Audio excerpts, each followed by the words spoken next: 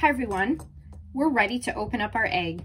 So you've put 2 pinch pots together by slipping and scoring them, blending the seam, adding a little coil, paddling it out, using the rib tool to smooth everything over, and your egg is ready to become a vase. So in the beginning, when we took our ball of clay and cut it in half, the fettling knife was the best thing to use because of the size of the clay. If you happen to be working with a very small ball of clay, because maybe you're making a very small vase, you can use a regular carving knife. But here for the opening of this, carving knives work better because they're shorter and a little bit stronger for going in a small area. And what I'm going to do right now is decide right up in here in a organic shape, an amorphous shape, right up at the very, very top. I'm not going to come down here, very much at the top of this egg. And a lot of times students will ask me, you know, if they've given it enough of space or if they've gone down too much. I would not, in the 1 pound of clay we have that we've made eggs, do nothing bigger than 1/4, and that's it. And the reason we're doing an amorphous shape, an organic shape, is so that we're not stressing about having it be completely symmetrical. If we intentionally make an amorphous shape, it'll kind of alleviate that pressure of having something look perfectly circular or perfectly rectangular, perfectly square. So we're going for an organic shape. And I'm going to actually go a little bit into a V. When I do these vases like this, not only do I like an organic opening, I like it to be on an angle. It adds interest. Often students will see the vases that I've done in the past before they've gotten a chance to do them themselves and say, oh, that looks really interesting. Not realizing that part of the reason why it's interesting is because the neck of the vase is a little bit unique. So now I've opened up the egg.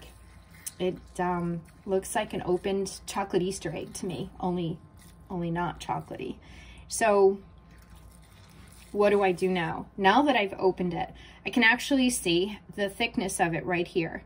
And I'm wetting my hands and I'm going to grab the opening that I just created and pull in a little bit of an upward motion without going too wide. What we want to avoid is accidentally turning this into something that looks like a cup rather than a vase. So what would make it look like a cup? Well, a wide opening, an opening that came down to here, or something that just opened up too much and flared at the top.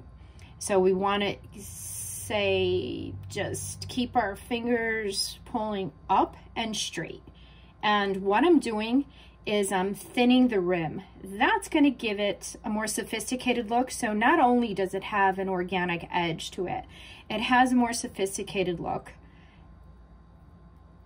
in that it's not thick. A lot of things that we make when we're younger or when we're first starting out do have maybe a thicker, sometimes a little bit of a clumsy look. This is going to refine that. So now it almost has a broken egg look to it. And now I can actually see my seam from the inside, and I need to take care of that because we don't want that to be an issue. I don't think the camera is doing it justice in there, but I'm going to hold it in my hand. I can see the seam because it's not that far down in there. These are not that big of eggs. So now I can see that seam, hold it in my hand using my serrated edge tool. My favorite is the ones that go on the angle. You have one of these in your kit. If I don't have one available because they're in use, you certainly could use yours. But the angle of this on the curve is perfect for turning and having the egg in my hand. The only thing I'm gonna do is add to the body of the vase, which is nice, a width. So I'm blending the inside. I gotta get that seam in there. That is important. It is part of what I'm looking for in the criteria, as you'll see with the craftsmanship. So I'm blending. I'm going to use my soft-sided tool, my blending tool here, and I can see everything that I'm touching is getting nice and blended. So I'm gonna go ahead and just keep blending the inside. All the while, my shape hasn't changed. If I need to make this a little bit more tapered, I can certainly still do that. It is starting to get into a soft leather hard. So the great thing about a soft leather hard is when I am doing the extra little shaping, making sure it stands on end, that it'll stay that way. If it's too much in the plastic stage, I am going to have a problem setting this down and having it start to sink. So we just need to be careful all the time of the stages that we're in.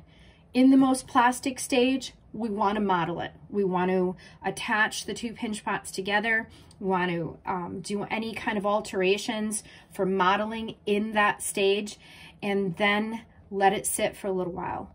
If it needs, you paddle back the tapered end, make sure that it could sit upright, and make sure that you have, when you look to the side, you have an in, an out, and an in.